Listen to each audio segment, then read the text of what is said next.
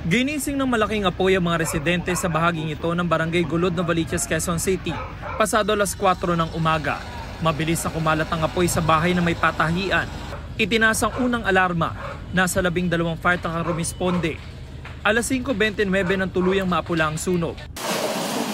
Nakalabas naman ang mga residente tumutuloy sa bahay. 6 sa kanilang sugatan matapos malapnos ang iba't ibang bahagi ng katawan. Sugatan din ng isang alagang aso, habang 2 aso ang natrapat na sawi sa sunog. Isang fire volunteer din ang nasugatan sa kamay. Paglabas namin, ang lakas na ng apoy eh. Hindi na kaya ng tubig eh. Ang gusto lang namin, ang liit lang. Paano kayo nakalabas? Pinilit lang namin, sinira lang namin yung pinturi ni sa may may exit kasi kami rito sa may labahan, sa may dulo.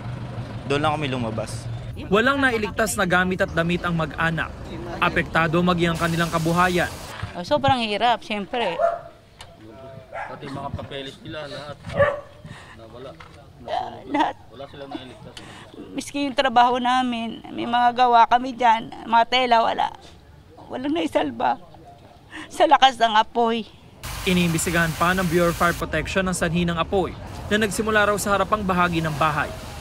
James Agustin, nagbabalita para sa GMA Integrated News. Kapuso, para sa mga maiinit na balita, mag-subscribe sa GMA Integrated News sa YouTube. Sa mga kapuso naman abroad, subaybayan nyo kami sa GMA Pinoy TV at sa www.gmanews.tv.